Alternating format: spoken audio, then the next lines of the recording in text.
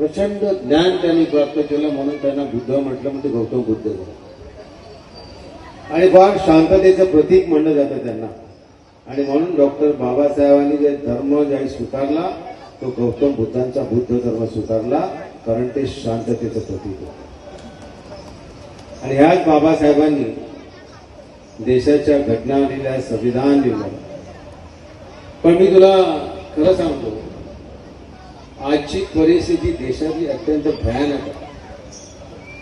तुम्ही पाठिंबा दिला तरी तुम्हाला मी सांगतो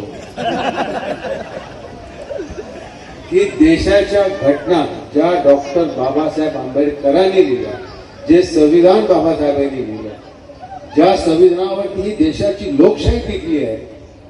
अख्ख्या जगामध्ये फक्त 2 राज्यामध्ये लोकशाही आहे आणि सगळ्यात मोठं राज्य हे हिंदुस्थान आहे. पण ही लोकशाही का टिकली तर बाबासाहेबांनी ज्या घटना एवढ्या स्ट्रॉंग लिहिलेल्या आहेत की प्रत्येक समाजाच्या घटकाला त्यांनी न्याय दिलेला आहे.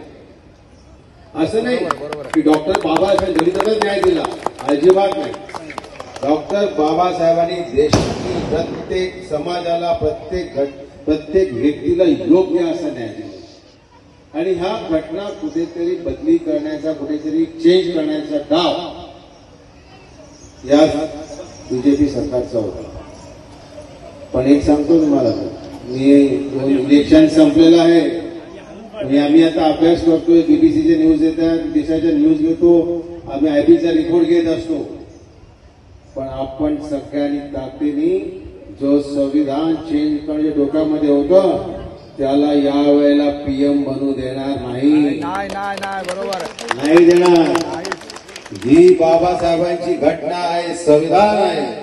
हे संविधान आहे तसंच राहिलं पाहिजे. आणि जर कोणी चेंज करायचा प्रयत्न करत असेल तर लवकरच मोदी होईल, नक्की मोदी होईल. आणि पहा, 4 जूनला देशाच्या पंतप्रधान मोदी होत नाही. इंडिया आघाडीचं जे तुमचं माझं आपलं सरकार आहे आणि या ठिकाणी तुमच्या मनातला खासदार संजय दिना पाटील निवडून येणार आणि येणारच. आणि मी तुम्हाला शब्द देतो, मी तुम्हाला गॅरंटी देतो. मोदीची गॅरंटी नाही, सुनील राऊची गॅरंटी आहे. आणि मी जी गॅरंटी देतो ती पाळतो. 4 जून नंतर जगताप साहेब या ठिकाणी मोठा उत्सव साजरा करू आणि जे भीमगर्जना जे सांगेल तो आदेश मला मान्य करेल. आणि परंतु या ठिकाणी आपला विजय उत्सव नक्की साजरे करू, या शुभेच्छा आपल्याला देतो. धन्यवाद. जय भीम, जय महाराष्ट्र, जय भीम.